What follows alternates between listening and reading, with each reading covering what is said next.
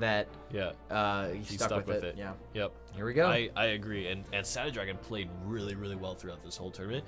But playing in a tournament, I think, is a little bit different than playing on the ladder. There's different mentalities and thoughts some that cards goes. are just uniquely better because of the overtime rules, because everything's the same level, those kind of things. Congratulations to Clark Kent, by the way, who I just noticed has crossed 4,000 trophies. Clark Kent was not a 4,000 trophy player when he first started.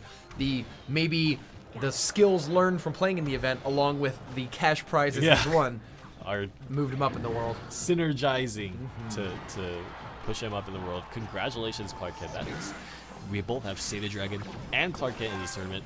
4K players. That's sick. Yes. Trophy counts do matter. It looks like Clark Kent. We don't know yet. This is a big push.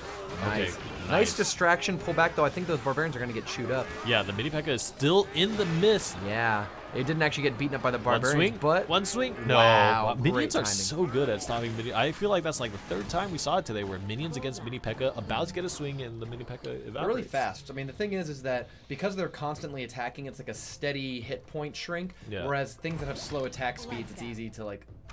There might be a second gap where this mini P.E.K.K.A. gets to get in and get a swing off. Yeah. Before I can finish off.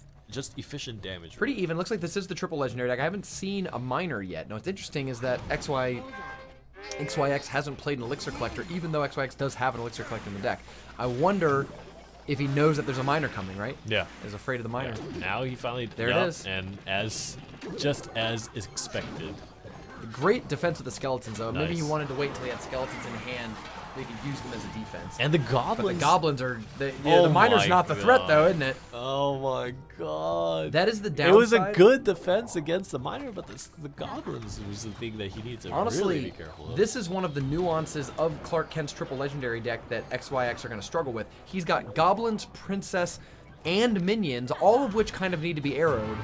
And you can't, where's your arrows? You only have the one in the deck. Notice that there's, besides princess, too, there's no other splash damage. Yeah. Here comes a giant balloon combination. The Ice Wizard is hitting the balloon to slow it down a little bit. Yeah, the splashes. Look at the mini P.E.K.K.A. balloon. But there's a lot of very dangerous troops coming down this lane right now. Arrows will wipe out some of the units in the back line, and the balloon might get a second shot. No, it doesn't. I'm surprised. It felt like it had time. That Ice Wizard must have been really slowing it down. Yeah. But the princess lives, and that's a little bit more damage. So even right after that great push, it all kind of came back. Wow. We got two building chasers against each other. Is that a zap up there? Stop the skeletons? No, it doesn't seem like it is. Wow. And we're 20 seconds away from overtime. The tower goes down, and now the pressure is on to Clark Kent. He needs to make something happen in these next 14 seconds. Clark Kent used his zap defensively. I think he probably wanted to use it offensively. I think he can do it.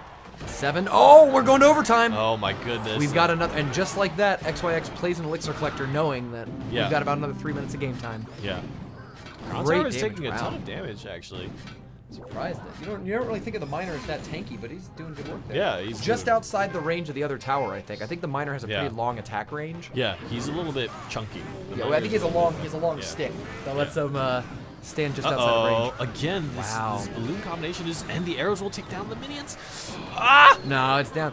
Actually, Giant Balloon is one of those decks that really struggles to take a second tower. It's really good at taking the first tower. Yeah. The second one is difficult because it has two things shooting it. You've got both the king and crown tower. And I almost wonder then, if you're playing Giant Balloon, if you always want to approach the balloon from either the corner, the edge of the wall, or if you want to approach the crown tower, or the king tower as opposed to the crown tower.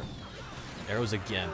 So we talked about this before. The big downside of the giant balloon push is that if your opponent's ready for it, if they have the ability to just like sit back and wait, it's 10 elixir that doesn't kill anything. It's a very risky proposition. Yeah.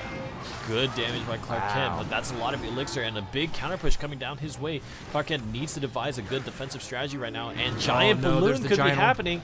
And this is what I'm talking about. You put the Giant on the aggressive side, but you may as well put the Balloon on the right side wall right now, and then just time the Giant such that it ends up tanking both the towers anyways. That way the Balloon is always out of range of the King Tower, but a huge push coming in. Mini P.E.K.K.A. coming to finish the job. Ah! One swing. Oh! It's done. Honestly, I think the double princesses on XYZ's part were just as valuable as anything else. Yeah. Those princesses provided such like overlapping arrows fire that anything Clark Kent did just got burnt down very quickly. Absolutely, and that's one of the big benefits of having Princess on assisting your aggressive push, is that you have this this kind of defensive wall against things like minions, goblins, spear goblins, skeletons, any of that. And even if you have double princess, even archers kind of fall pretty quickly. Yeah, I mean that's. Ugh. We see that even a lot with poison too. Like we were talking about poison earlier in the match. Poison has such a good way of just chipping away at those small units almost before you play them. Like you have poison down, you're like, all right, I play my goblins, but by the time they actually cast, they're already half dead. Yeah. And that's kind of how I feel about the princess. Those overlapping AoEs. Notice they never really locked onto the tower till the very end. They were shooting the giant over there and the barbarians and the whatever. All added up. Goodness, Clark Kent down 0-1.